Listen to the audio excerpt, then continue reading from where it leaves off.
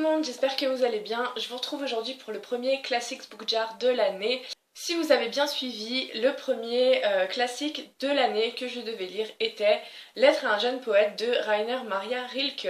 Alors je suis désolée à cause de la luminosité, peut-être que vous n'allez pas très bien voir la couverture. Désolée. Alors pour ceux qui ne connaissent pas, il s'agit d'une dizaine de lettres que Rilke a écrites à un jeune poète, comme son titre l'indique, qui s'appelle Frank Capus. D'ailleurs c'est très bien expliqué dans l'introduction du livre. Donc Frank est un jeune homme qui écrit des poèmes, qui aimerait bien devenir poète, écrivain, etc.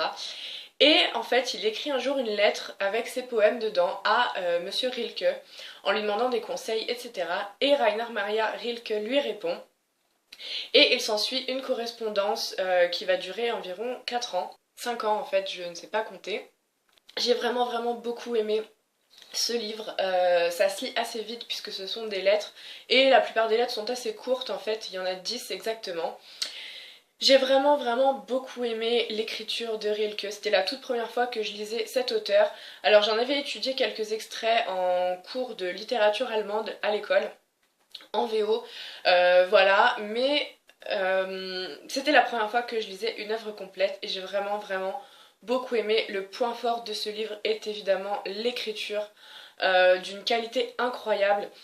Alors oui, Rilke est un poète, donc forcément on s'attend à ce que son écriture soit bah ouais, poétique. Elle l'est, mais c'est vraiment très juste, très beau. Et les conseils qu'il donne en fait à ce jeune homme sont vraiment très pertinents. Et c'est assez tendre en fait cette relation qu'ils ont. Alors c'est un peu dommage parce qu'on n'a pas les lettres de Frank, on n'a que les réponses de Rilke.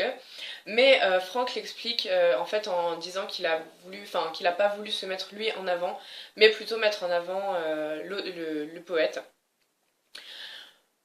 Voilà, c'est vraiment. Alors, il donne des conseils à Frank sur comment améliorer sa poésie, comment être plus sensible à ce qui l'entoure, comment mieux écrire, en fait, comment puiser son inspiration au plus profond de lui-même. Euh, voilà, il y a des belles descriptions aussi. Il y a des moments où Rilke écrit, il est dans différents pays d'Europe, il est beaucoup en Italie. Il décrit Rome, etc. C'est très bien décrit, c'est très joli, très poétique encore une fois. On visualise tout très bien. Et voilà, encore une fois, j'ai trouvé cette relation, même si on n'a qu'une seule partie de la relation, j'ai trouvé très tendre, très paternel. Enfin, Rilke a un regard paternel sur Frank, mais il ne prend pas de haut, il lui donne des conseils, il l'accompagne, etc. J'ai trouvé ça très bien, et encore une fois, l'écriture de Rilke est vraiment splendide. Donc ça m'a donné très envie de me plonger dans ses œuvres. Voilà, j'espère que j'aurai l'occasion de le faire bientôt. Mais en tout cas, voilà, si vous aimez les correspondances, si vous avez envie de lire quelque chose de joli, euh, voilà, lisez L'être un jeune poète parce que c'est vraiment très bien. Alors je suis un peu embêtée pour le prochain livre parce que d'une, j'ai encore oublié ma book jar à Paris. De deux, j'ai, comme vous le savez, reçu pas mal de livres à Noël, donc je les ai priorisés pour les emmener, donc du coup j'ai pas du tout amené tous mes classiques avec moi, etc. Et le seul classique que j'ai avec moi en ce moment, c'est Les Métamorphoses d'Ovide. Et comment vous dire? Je sais pas. Je suis pas sûre. C'est pas que j'ai pas envie de le lire, j'ai très envie de le lire, mais peut-être pas maintenant. Donc je sais pas trop.